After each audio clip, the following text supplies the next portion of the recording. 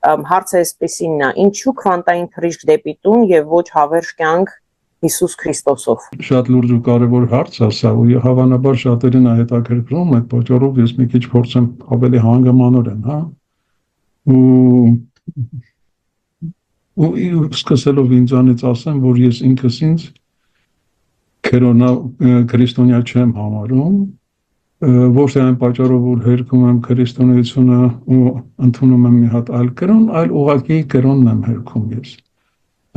Ինչպես նաև հերքում եմ աթեիզմը, որովհետև համարում եմ, որ աթեիզմը նույնպես մի հերթական կրոն է,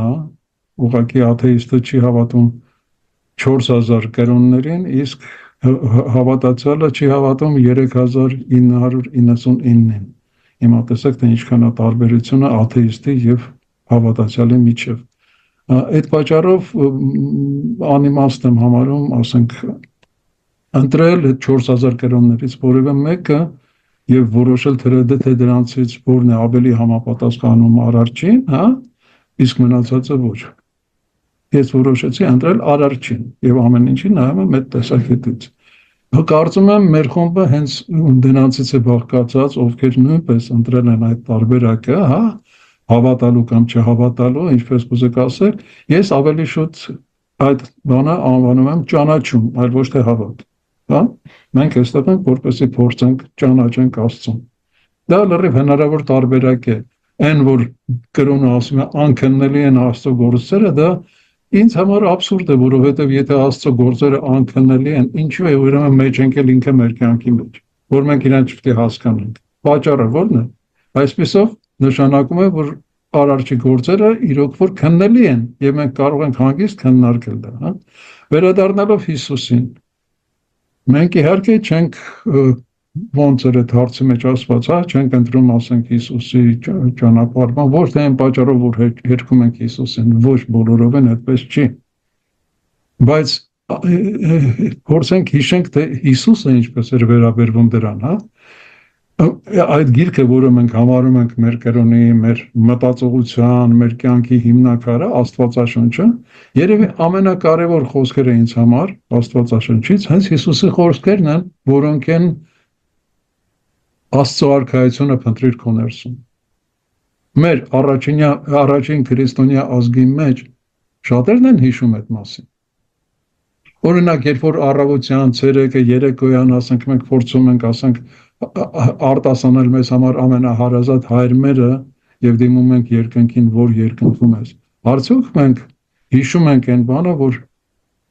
ամենամոտ տեղը, որտեղ որ այդ Աստված է, որ հղում ենք մեր խոսքերը, հենց մեր ներսում է, չէ՞ որ Հիսուս ինքն է մեզ ասել, Աստծո արքայությունը ձեր ներսում է։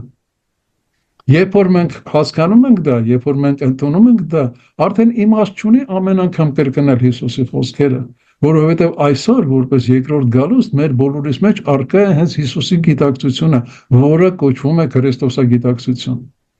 Այդ պատճառով, եթե մենք ընդունում ենք այս ամեն ինչը, հա, նշանակում է, որ պարտադիր չի ամեն անգամ կրկնել, որ Հիսուսը մեր հետ է, Քրիստոսը մեր հետ է։ Ինքը արդեն մեր մեջ է եւ այլ տարբերակ մենք ուղղակի չունենք։ Մենք դրանով ապրում ենք, հա։ Եվ եթե մենք դրանով հիմա մեզանից որ մեկն է ապրում,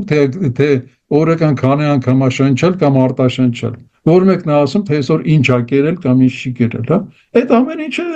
բնական ընթացքն է մեր կյանքի եւ պարտադիր չի դա ամեն անգամ հիշել։ Դա ուղղակի մենք ֆիքսում ենք որպես աքսիոմ։ Եվ այդ պատճառով քվանտային ճանապարհ դեպի տուն, հա, որովհետեւ մենք բոլորս տուն ենք վերադառնալ, տուն, որտեղ հենց Հիսուսը առաջնորդում է գնալ։ Մենք վերադառնում ենք տուն։ Դա նշանակում է, որ մենք ավարտել ենք ինչ-որ գործընթաց, որի համար տնից հեռացել էինք, հա, բարեհաջող ավարտել ենք հասցնել ու վերադառնում ենք տուն։ Հիմա ավելի լավ չի խոսել այն մասին, ժողովուրդ ջան, թե ինչ է եղել այդ գործընթացը։ Ինչպես ենք մենք տուն վերադառնում, հա։ Այս ամեն ինչը միթե ավելի կարևոր չէ, քան ամեն անգամ պատել առանց այդ հայտնի եւ բոլորիս անհրաժեշտ, բոլորիս համար անխուսափելի տարբերակը, որ Հիսուսի լույսն է։ Այդ լուսյանունն է Քրիստոսագիտակցություն, որը մեր բոլորիս մեջ արթնանում է այսօր։ Ավելի լավ է մենք զբաղվենք, մտածենք, թե ինչպես ավելի արագ արթնացնենք դա, քան թե մտածենք, որ ինչ-որ մեկը, նույնիսկ Հիսուս դա մեզ համար կանի, որովհետև Արարիչը մեզ ամենակարևոր նվերը որ տվել է, դա կամքի ազատությունն է։ Այդ ամեն ինչը տեղի ունենում մեր սեփական կամքով։ Ավելի լավ է այդ մասին մտածենք։